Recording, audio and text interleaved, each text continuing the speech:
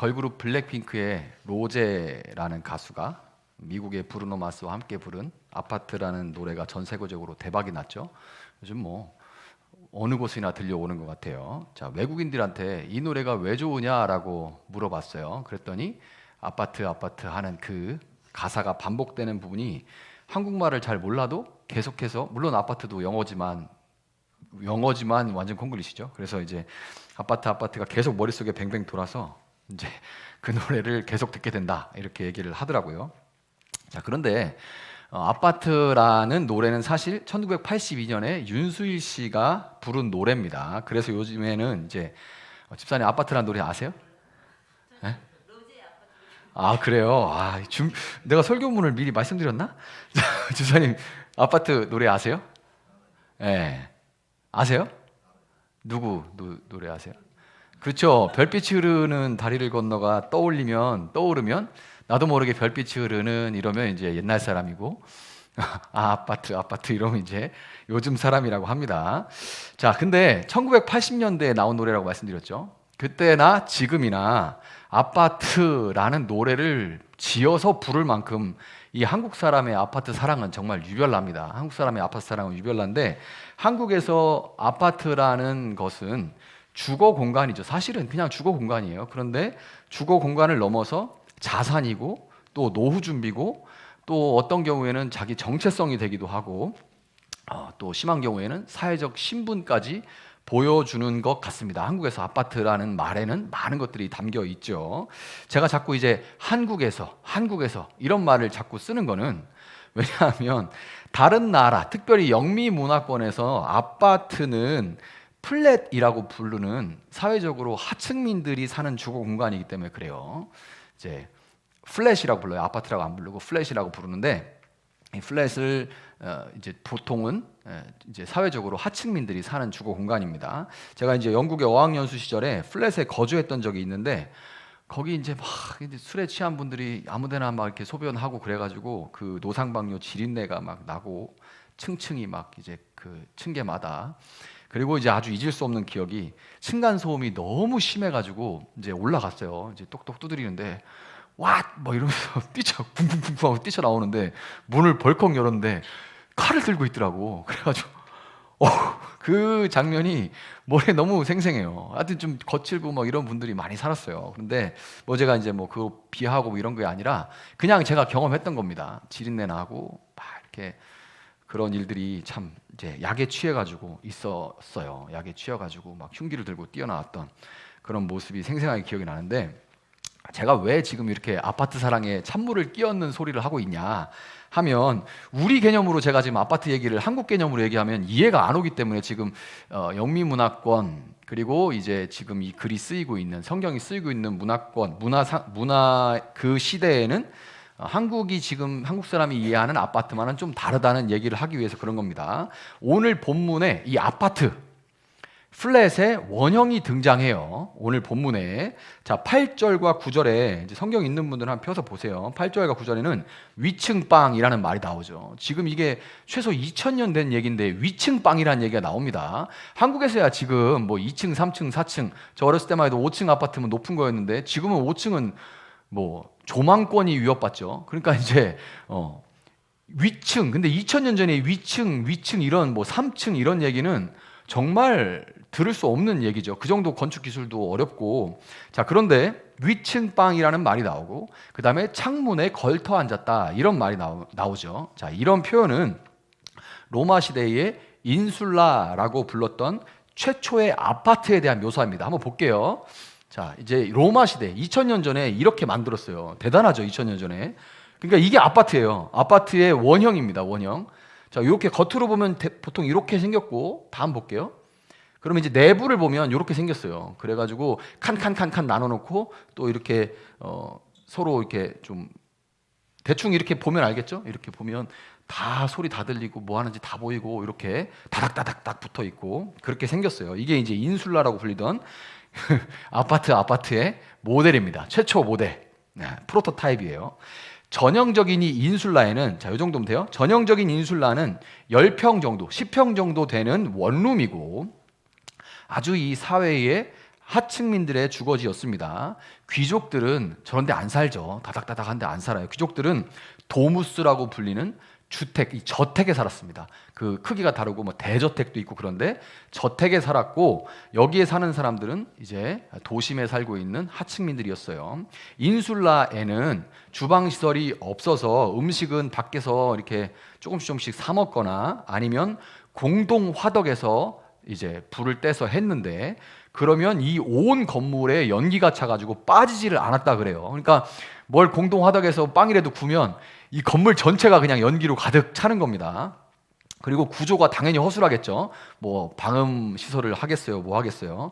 구조가 허술해서 옆집뿐만 아니라 저 복도 끝에 있는 사람의 소리까지 다 들릴 정도였다고 그렇게 얘기를 해요. 그런데 왜 이런 건물이 생길 수밖에 없었냐? 지금도 도시는 마찬가지지만 당시에 도시는 인구 밀도가 굉장히 높았고 하루 어떻게든 벌어야 되니까 다 도시로 몰려드니까 인구 밀도가 엄청 높은데 사람들이 살아야 되니까 저렇게 허술하게 위로 올려가지고 그냥 다닥다닥 나눠가지고 이제 이렇게 살게 하는 거죠. 그렇게 밀집해서 살다 보니까 누구 하나가 뭐 이제 전염병이라도 걸리면, 그 병이 걸리면 전염돼서 전염병이 생기고 화재도 많았고 도시마다 기근에 시달리고 폭동과 소요도 많아서 이제 문제가 없는 날이 없는 그런 정도로 아주 시끌시끌하게 그렇게 도시가 형성돼 있었다고 해요. 그런데 여러분, 한국 교회가 정말 닮고 싶어하는 교회가 있죠. 교회 이름이 초대교회인데도 있어요.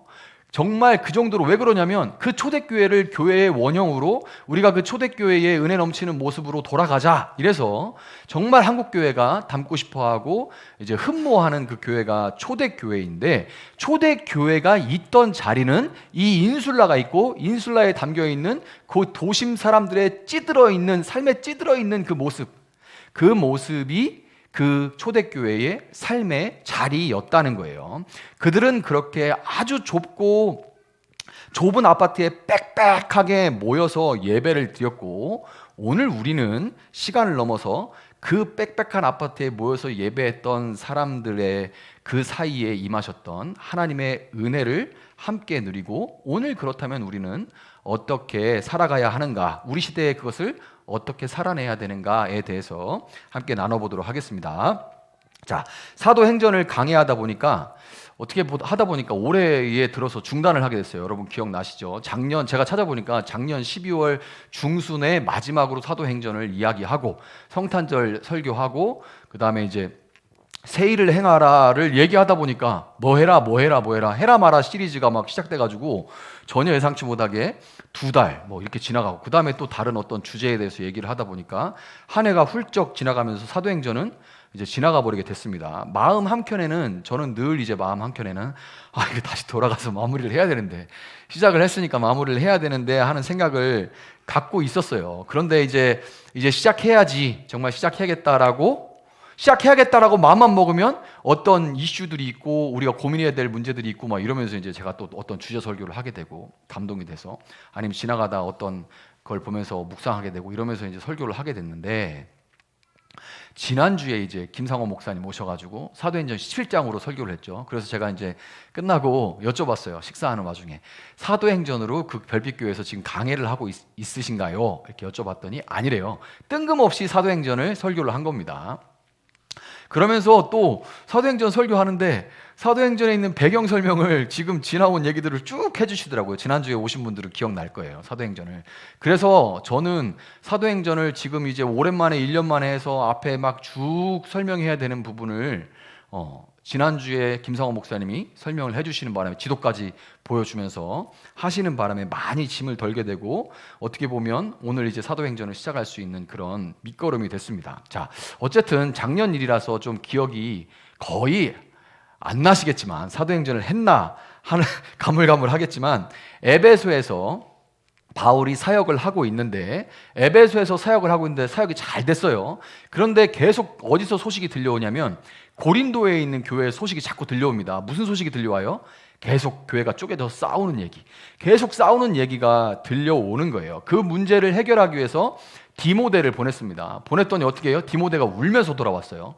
고린도 사람들이 이제 그쪽이 이제 해안가인데 그쪽에서 이제 어업하시는 거 또 배 타시는 분들이 막 이제 거친 분들이 많다 보니까 거기서 막 디모데가 유약하고 부드럽게 이야기를 해봐야 들리지도 않고 막 이렇게 하니까 그냥 디모데가 상처받아가서 울고 돌아왔죠. 그 영적인 아들인데 디모데가 바울의 영적인 아들이 와가지고 훌쩍거리는 모습을 보면서 또 바울도 상처가 되는 거예요. 그래가지고 이제 고민하다가 디도를 보냈습니다. 설명드렸죠. 디도는 완전 상남자라고. 디도 가가지고 너 나가. 교회 오지 마. 그렇게 해버렸어요. 출교시켜버렸습니다. 성부와 성자와 성령의 이름으로 너를 사탄의 손에 맡긴다. 이렇게 해버렸어요. 이게 예전에 초대교회가 하던 방식입니다. 성부와 성자와 성령의 이름으로 너를 출교하여 사탄의 손에 맡긴다. 이렇게 얘기해요. 얼마나 무서워요. 얼마나. 근데 그렇게 해버렸습니다. 디도가. 몇 명만 그렇게 해버리니까 조용해져 버린 거예요. 근데 이렇게 디도로부터 소식이 오지를 않아서 초조하던 차에 에베소의 아르테미스 여신을 추종하는 사람들이 바울 때문에 장사가 안 되니까, 바울 때문에 막 복음이 전해지니까 미신 섬기는 사람들, 이 우상 숭배하는 사람들이 뭐 이렇게 불상처럼 조그맣게 이렇게 만들어서 팔기도 하고, 뭐 500원 내면 요만하고 1000원 내면 요만한 거 이렇게 해서 장사를 했었는데 이런 게 안 되는 거잖아요. 그러니까 이제 이 바울 때문에 우리 다 망하겠다. 크다 에베소 사람의 아데미여 막 이러면서 소요를 일으킵니다. 폭동이 일어났죠. 그래서 바울이 거의 죽을 뻔해요. 그래서 이제 그런 일도 일어나가지고 바울이 이러저런 디도거를 보냈는데 아직 소식이 오지 않고, 에베소에서는 폭동이 일어나고, 이래서 바울이 에게해를 건너서 튀르키예 지역에서 유럽으로 건너갑니다. 왜 그러냐면 이렇게 된 김에 디도가 오는 길목으로 가서 그를 마중 가서 한번 빨리 소식을 좀 들어보고 싶다. 고린도 교회가 어떻게 됐는지. 그래 마중을 갑니다. 유럽행 항해를 시작하기 전에 항구 도시 드로아, 거기 항구 도시예요. 드로아에서 배 타고 이제 유럽으로 넘어가는 거예요. 자, 드로아에는 바울 선생님이 오신다라는 소식이 퍼져가지고 많은 믿는 사람들이, 여러분 믿는 사람들이죠. 이제 바울 유명한 부흥사가 오는 거예요. 복음 전도자가 오죠. 그럼 여러분은 어떻게 하겠어요? 안 믿는 남편, 안 믿는 아들, 아무개, 야 진짜 정말 기가 막힌 분이 오시고 능력도 많대. 한 번만 나가보자.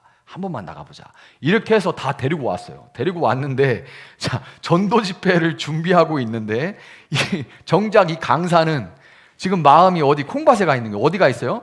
디도 만나러 가야지. 그 다음에 고린도 교회 어떡하지? 그러니까 이제 빨리 글로 가서, 잠깐만, 알겠어요. 근데 내가 지금은 내가 마음이 좀 그래가지고, 그러면서 이제 그냥 드로아를 지나쳐서 유럽으로 건너갑니다. 마케도니아 지역으로 건너갔는데, 딱 건너가니까 디도는 올라오고 있어. 선생님 여기 어쩐 일이세요? 이렇게 된 거죠. 둘이 만났어요.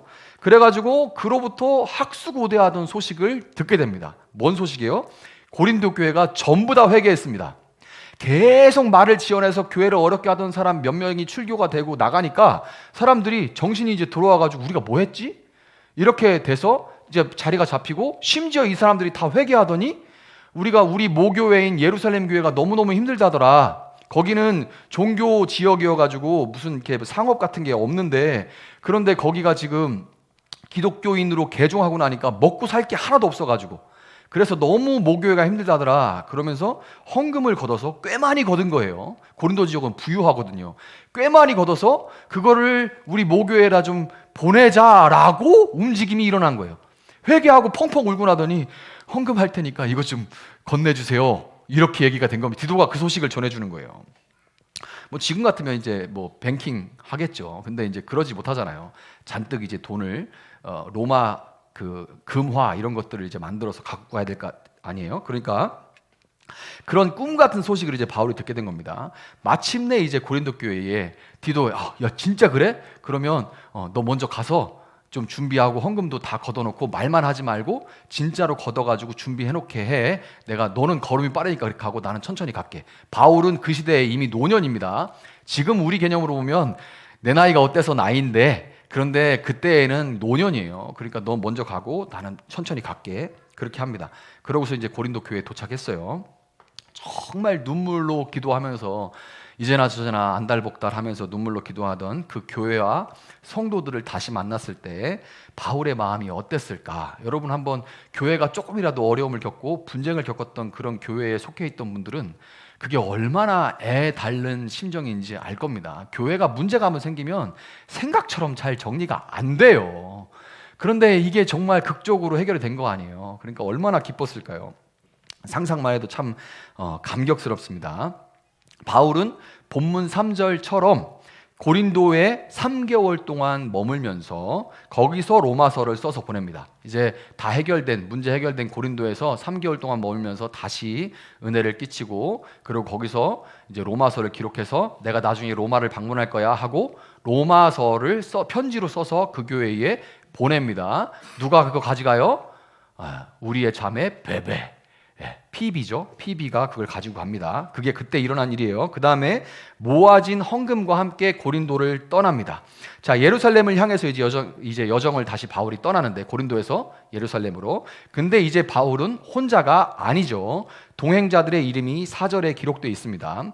소바더, 아리스다고, 세군도, 가이오, 디모데, 두기고, 드로비모, 이 이름들이 다 기록이 되어 있습니다. 자, 이들은 바울이 전도해서 교회의 리더로 세운 사람들이고 동역자들인데, 헌금을 외부의 적으로, 노년인 바울이 그거를 들고 저 돈인가 보다 그러면 이제 바로 생명이 위태롭죠. 그러니까 그 젊은 이제 동역자들이 바울을 지켜주고, 또 동시에 바울도 사람인데, 물론 바울이 안 그러겠지만 거기서 사적으로 유용하진 않을까 싶어가지고 이들이 다 증인인 거예요. 바울은 한 푼도 교회 돈에는 손대지 않았다. 그래서 외부의 적으로부터, 또 동시에 내부의 욕심으로부터 지켜내면서 이 그룹이, 팀이죠, 예루살렘 교회에 결국에 이 모든 모아진 헌금을 안전하게 전달하기 위한 이 여정을 다시 시작한 겁니다. 이게 오늘 본문의 얘기예요. 다시 에게해를 건너가는 바울, 건너올 때 천근만근이었던 그 무거웠던 마음은 이제 기쁨과 감사로 가득하겠죠. 동시에 마음 한켠에 뭐가 있을까? 이제 돌아가는데, 건너가면 어디가 나와요? 항구 도시 드로아가 나옵니다. 내 요번에 돌아가면 드로아에 가가지고 꼭 집회를 인도해가지고 내가 미안한 마음이 너무 남아있는데, 그때 그 사람들 선생님 그냥 가시면 어떡해요? 다 그러는데 어쩔 수 없이 건너왔잖아요. 네, 그 사람들한테 꼭 마음의 빚을 갚으면서 이 은혜를 좀 함께 나눌 수 있으면 좋겠다, 그런 생각을 하고 이제 항해를 떠나는데, 그런데 유럽의 첫 성 빌립보의 외항인 네아폴리에서 배를 탄 바울은 6절에 따르면 무려 5일이 닷새가 걸려가지고 이제 튀르키예 지역 드로아로 건너갔다고 그래요. 닷새가 걸렸다고 나옵니다.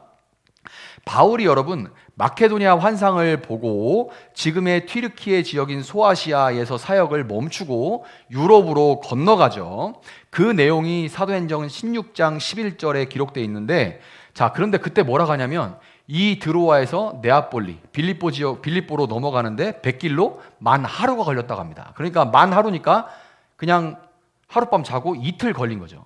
그러니까 이틀이면 충분히 그 해협이라서 건너가면 끝나요. 이틀. 그냥 그 돛단 배로 이틀 걸리면 만 하루면 가는데, 이틀이면 충분한 여정을 무려 닷새가 걸렸다고 합니다. 그럼 며칠 더 걸린 거예요? 세 밤이 더 걸린 거죠. 3일이 더 걸린 거예요. 그러면 뭔 일이 있는 거죠.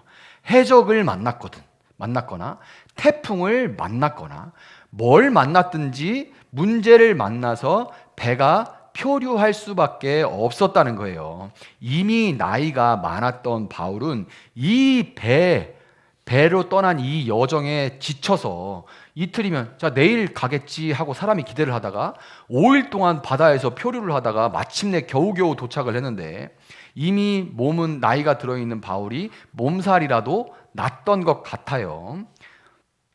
집사님도 이사 마치고 피곤하죠? 이러면 몸살 나요. 저 몸살 안 나도록 기도했습니다. 자, 그런데 이 몸살이 난 것 같아요. 그런데 바울이 어떻게 아냐? 목사님 너무 꾸미는 거 아니에요? 안 꾸밉니다. 성경에 없는 얘기를 꾸미지 않아요. 왜 그러냐면 예루살렘 교회에 헌금을 전달한다는 목적이 있죠. 지금 바울은 목적이 이시 움직이는 사람입니다. 심지어 이것도 들고 있어요. 이거 들고 있어요. 지금처럼 이렇게 디지털로 찍혀 있는 게 아니에요. 들고 있습니다. 그 다음에 동행도 있잖아요. 동행도. 아까 소바더 제가 이름 말씀드렸죠. 동행도 있는데, 물론 원래 드로아에서 잠깐 집회를 인도할 생각이기는 했지만 6절과 같이 바울은 예정도 없이 이렇게 길게 드로아에 머물 생각이 없었는데 무려 일주일 동안 드로아에 머물게 됩니다.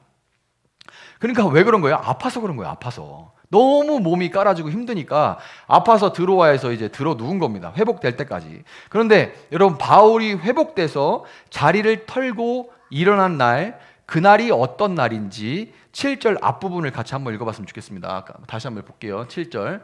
저 앞부분만 한번 읽어볼게요. 시작. 주간의 첫날에 우리는 빵을 떼려고 모였다. 아멘. 주간의 첫날 언제예요? 우리 믿는 사람들은 주간의 첫날이 언제입니까? 우리 대부분 이제 한국 달려가고 미국 달려가고 다르죠. 미국 영미권의 이 문화 영향으로 영미권은 이제 일주일의 시작이 주일부터 시작됩니다. 그래서 썬데이, 먼데이 이렇게 시작되는 거예요. 우리는 주일이 아니죠. 일요일이죠. 월요일부터 죽도록 일하고 토요일, 일요일은 노는 날. 이래가지고 빨간 날 이렇게 부르는데, 영미 문화권에서는 이제 주일부터 일주일이 시작됩니다. 그래서 주간의 첫날이에요. 주간의 첫날 바로 일요일, 주일입니다. 무엇을 위해서 모였다고 합니까? 빵을 떼려고 모였다고 그래요. 즉 성찬을 하려고. 여기 지금 빵 뜯어져 있죠. 우리도 격주로 성찬을 할 때 빵을 찢습니다. 바로 당신의 살을 찢어서 우리를 구원하신 예수님을 기념하고 예수님을 예배하기 위해서 하는 거죠.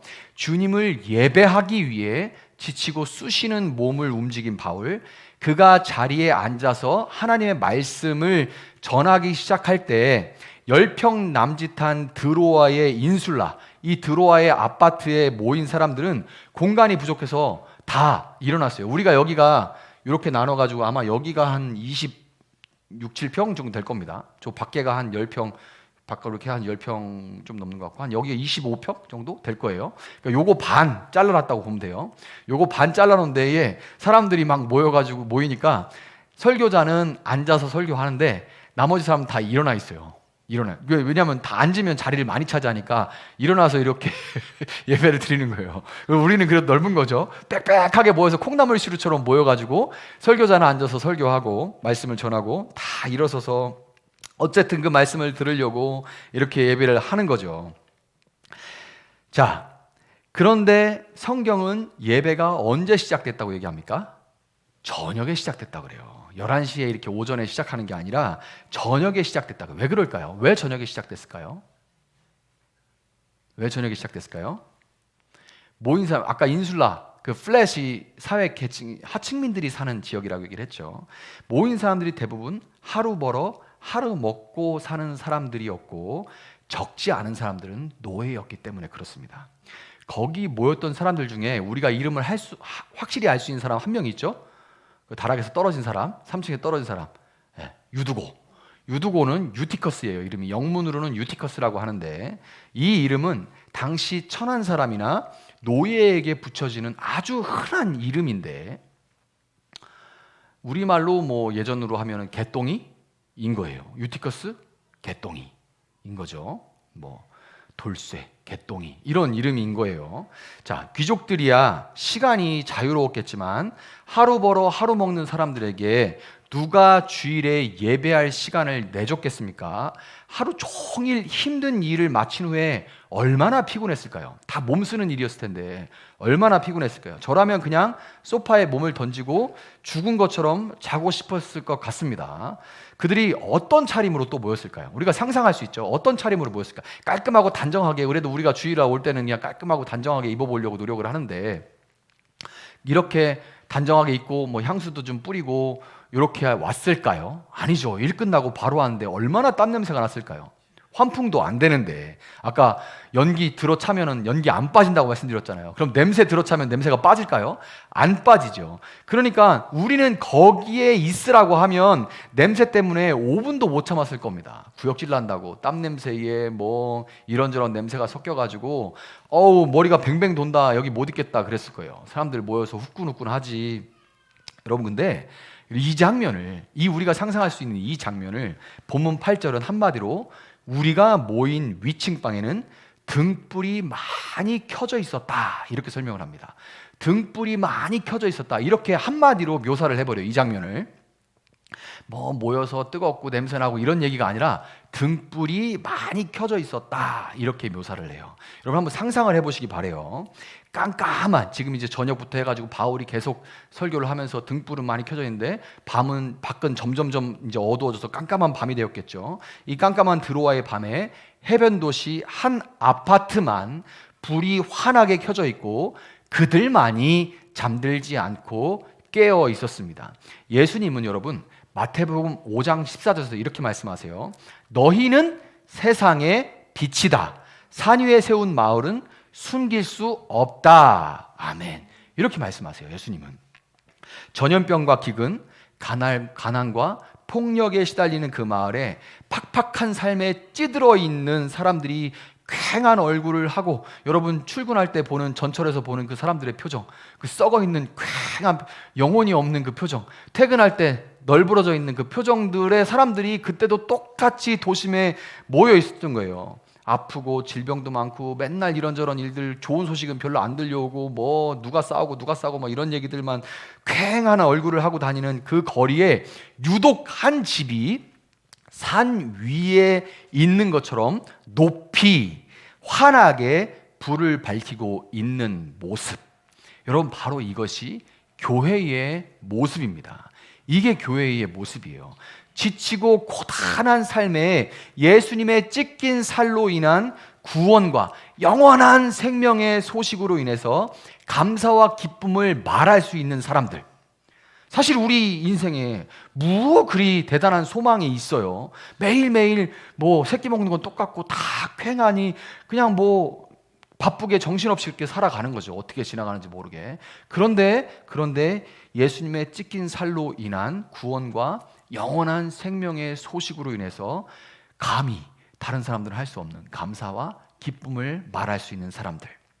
삶의 의미와 목적이 뭔지, 이거다 저거다 참 말들이 많죠. 그렇단 말들이 정말 많아요. 삶의 의미와 목적이 무엇인지 이거다 저거다 세상에 수없이 많은 거짓말들 사이에 유일한 진리가 여기에 있기 때문에 믿음으로 고단함보다 더 큰 소망을 누리는 사람들. 여러분 사람은 피곤하지 않아서, 컨디션이 너무 좋아서 사는 게 아니라 피곤함, 어려움, 이 문제보다 소망이 더 크면 사는 거예요. 사람이 소망이 끊기면 죽습니다. 살 이유가 없어지는 거거든요. 살아도 산 게 아니죠. 그러나 소망이 있으니까 사는 거예요. 너무너무 하루 종일 막노동하고 너무 힘든데 그 고단함과 피곤함보다 더 큰 소망을 누리는 사람들. 여러분 예수님은 너희는 세상에 빛이 되어라 라고 말씀하시지 않고 너희는 세상의 빛이다 라고 말씀하셨어요. 세상에 빛이 되어라 그렇게 말씀하시지 않았습니다. 너희는 세상의 빛이다 라고 선언하셨어요. 세상에 빛이 돼보려고 특별한 교회가 될 필요가 없습니다. 우리 안에는 이미 말씀이라는 진리의 빛이 있어요. 아멘입니까? 우리 안에는 이미 말씀이라는 이 진리의 빛이 있습니다. 빛이라는 것은 여러분 원래 드러내기보다 감추기가 더 어렵습니다. 군대에서도 맨날 하는 게 등화관제예요. 이게 비행기가, 우리도 딱지 않도록 들은 게 비행기가 지나가면서 불 킨 거 다 보여 뭐 이러면서 그 다 가려야 돼, 창문 가리고 불 끄고 뭐 이런 얘기들을 교육을 받았어요. 왜 그러냐면 빛은 요만큼만 틈만 있어도 빛을 숨기는 건 너무나 어렵기 때문이죠. 여러분도 저도 너무너무 피곤한 한 주를 살았습니다. 저도 지난주가 너무너무 피곤한 한 주였는데, 그리고 우리가 모인 곳은 사람 붐비는 먹자 골목의 한 낡은 상가예요. 세종에서 이 건물이 아마 제일 오래된 상가일 겁니다. 뭐 저쪽 나성동이나 이쪽에는 새 건물들이지만 여기가 제일 처음에 생긴 먹자 골목이기 때문에 상가 중에서는 제일 오래됐을 거예요. 낡은 상가에 건물 한 구석, 드로아의 인슐라처럼 좁고 식당가들의 이 각종 음식 냄새에, 때로 담배 냄새에, 사람들의 뭐 이런저런 토해놓고 막 하는 그런 냄새들, 그런 담배 냄새, 화장실도 더럽고 이런 걸로 딱 우리 교회가 딱 떠올라요. 여기 이 주변이 떠오릅니다. 그럼에도 불구하고 피곤함과 불편함을 무릅쓰고 믿음으로 진리 앞에 모여서 소망 가운데 감사하고 기뻐하고 있다면 일부러 횃불을 높이 들어서 이 빛나는 그 동네가 되자라고 할 필요 없이 일부러 횃불을 높이 들지 않아도 네온 사인을 켜지 않아도 우리 교회는 그 자체로 2000년 전에 드로아의 밤을 빛으로 밝힌 것처럼 겉보기에는 화려하지만 영적으로는 칠흑처럼 어두운 이 땅에 참된 소망의 빛을 비추는 산 위에 세워진 마을이라는 것을 여러분 믿으시기를 바랍니다. 자, 그런데 이 빛나는 인슐라, 빛나는 아파트, 오늘 설교 제목이죠. 빛나는 아파트에 어려움이 닥칩니다. 항상 어려움이 닥치죠. 창문에 걸터 앉아서 바울의 설교를 듣던 청년 유두고가 떨어져 죽고 만 거예요. 이제 설교를 듣다가 졸다가 떨어져 죽은 거죠. 이거 오늘 유두고 얘기 나오니까 아무도 안 자요. 참 놀랍습니다. 다 떨어져 죽을까봐 그러는지 오늘은 왜 안 자는지 모르겠네요. 이게 누가 졸고 있어야 유두고 이렇게 부르겠는데 안 자요. 창문에 걸터 앉아서 바울의 설교를 듣더니 청년 유두고가 떨어져 죽고 마는 정말 어려운 일이 벌어지죠. 교회에 정말 어려운 일이 벌어져요. 당시 창문은 유리도 없고, 당연히 유리 없죠. 유리 없고 그냥 뻥 뚫려 있었고, 힘든 하루를 보낸 유두고는 공간이 좁기도 하고 사람이 많아서 공기도 탁하니까 이럴 때 정말 졸리죠. 저도 이제 예배 전에 여러분 추울까봐 이제 난방을 한 45분, 50분까지 10시 50분까지 틀었었는데 이 안에서 막 너무 후끈후끈하고 힘들더라고요. 답답해서. 그러니까 이제 사람 많으니까 이제 공기도 탁할 거 아니에요. 그러니까 졸음을 견딜 수가 없어서 어떻게든 졸음을 쫓아보려고 거기서 이렇게 인슐라에서 제일 높은 데로 올라가가지고 바람이 통하는 창문에 걸터 앉은 겁니다. 아까 제가 말씀드렸죠. 여기서 하는 얘기 다 들린다고. 그러니까 바울은 크게 얘기하고 앉아서 얘기하고 사람들은 방마다 이렇게 모여가지고 이제 듣는데 유두고는 3층까지 올라가서 창문에 걸터 앉은 거예요. 너무 졸리니까. 그런데 이제 졸릴 때 떨어지는 눈꺼풀은 천하장사도 못 든다는 말이 있죠. 집사님 이제 운전하실 때 졸면 막 눈을 막 아무리 들어도 이게 너무 무겁잖아요. 이게 그렇죠. 천하장사도 못 들어요. 천하장사도 못 든다는 말이. 그래서 이제 정말 들으려고 하는데 꾸벅꾸벅 졸던 유두고는 그만 3층에서 떨어져서 그대로 죽고 말았습니다. 교회에 정말 이 상상해 보세요. 얼마나 큰 어려움이겠습니까? 교회에 예배하러 모였는데 사람이 죽었어요. 너무 큰일이죠. 그렇지만 하나님이 유두고를 다시 살려주셨습니다. 진리의 말씀이신 하나님이 계신 공동체에는 언제나 치유와 회복의 역사가 있는 거예요. 언제나 치유와 회복의 역사가 있는 겁니다. 그런데 여러분 중요한 게 뭐냐면 유두고가 오늘 본문에 언제 어떻게 살아났는지가 분명하게 나타나나요? 한번 다시 띄워주세요. 오늘 본문 있으면. 원래 PPT를 준비하진 않았을 텐데 아까 우리가 읽었으니까 제가 보여드릴게요. 언제 어떻게 살아났는지 여러분 읽어보세요. 자, 요 9절부터 10절 요 어간에 한번 보세요. 여러분이 읽어보세요. 한번 언제 어떻게 살아났는지 한번 보세요. 어떻게 살아난 것 같아요? 분명한가요? 바울이 여기서 여러분 우리 하나님이 살려주실 것을 믿고 주여 삼창하고 유두고를 살려달라고 기도합시다. 주여 하면 막 집사람들 권사님 막 주여 하면서 유두고를 살려주십시오 막 이렇게 기도했나요? 바울이 이렇게 하라고 했나요? 주여 삼창하고 유두고를 살려주십시오 막 이렇게 했나요? 안 했죠. 아니면 바울이 막 나와서 잠깐만 조용히 하세요. 그리고 이제 유두고한테 안수해가지고 주여 믿습니다. 유두고를 일으켜 주시옵소서. 유두고야 일어나라. 이런 거 했나요? 안 했죠. 되게 애매해요. 여기가 되게 애매하게 그냥 모호하게 그냥 지나갑니다. 모호하게. 분명한 거는 유두고가 살아났죠. 유두고는 살아났는데 어떻게 했는지가 자리를 들고 일어나라 이런 게 없어요. 분명한 어떻게 해서 됐다 이런 게 없습니다. 그냥 하나님이 청년 유두고의 목숨을 다시 붙여 주신 겁니다. 우리가 분명히 아는 건 그것이죠. 만약 바울의 능력, 바울의 영빨로 청년이 살아났다면 드로아 교회는 비슷한 어려움이 처할 때마다 여기 바울 목사님 계셔야 되는데 큰일 났네. 어떻게 하냐. 이렇게 했겠죠. 당연히. 바울 목사님이 있어야 되는데 바울 없으면은 다른 어떻게 더 영빨 좋은 어떤 목사님 없냐? 누구 아는 사람 없어요? 강사 좀 모셔보세요. 이렇게 돼야 되는 거예요. 이렇게 돼야 되죠. 사람에게 의존하고 쉽게 낙담하고 좌절에 빠져 흔들리는 그런 교회가 됐을 거예요. 그렇지만 하나님이 언제 어떻게인지 분명하지 않지만 청년 유두고를 살리신 장면에서 우리가 볼 수 있는 단서는 뭐냐면 한 사람의 뛰어난 어떤 역량이나 경건함이나 영빨, 이 영역이 아니라 엎드리고 끌어안으니까, 그러니까 엎드리고 끌어안는 단순한 행위들 뿐입니다. 바울이 내려와서 엎드리고 그 청년에게 엎드리고 끌어안아 일으켰다 이렇게 얘기해요. 엎드리고 끌어안았습니다. 요것만 기록되어 있어요. 바울이 내려와서 엎드리고 끌어안았는데 아직 목숨이 있으니 허둥대지 마라 이렇게 얘기를 하죠. 소란스럽지 마라. 아직 목숨이 있다. 그래서 이 장면 때문에 아직 목숨이 붙어있다 요 말 때문에 원래 죽은 게 아니라 심장이 잠깐 멈췄다가 다시 뛴 거다 이렇게 얘기하는데, 여러분 뭐 길게 설명할 거 없지만 이 글을 쓴 이 사도행전을 기록한 사람이 누구예요? 누가예요? 누가는 뭐 하는 사람이에요? 의사입니다. 의사 선생님이 사망시간 이렇게 한 거예요. 죽었습니다. 의사도 거기 있는 사람도 다 죽어 있더라 라고 얘기를 했습니다. 죽은 척 한 거 아니고 죽었어요. 3층에 떨어졌는데 죽죠. 졸다가 떨어졌으면 머리부터 떨어졌을 텐데 죽었을 겁니다. 근데 그냥 바울이 한 거는 엎드리고 끌어안았다라는 단순한 행위만 성경에 기록이 되어 있습니다. 여러분, 우리 교회에 저를 포함해서 유두고와 같이 졸다가 떨어져 죽었다가 다시 목숨이 붙어 살아난 사람들이 여러 명 있습니다. 그런 사람들이 여러 명 있어요. 하루하루 살다가 몸이 너무 피곤하고 지쳐서 졸다가 떨어져 죽은 사람들도 있고, 몸이 너무 지쳐서 졸다가 떨어져 죽은 사람도 있고, 정신이 너무 고단해서 졸다가 떨어진 사람도 있습니다.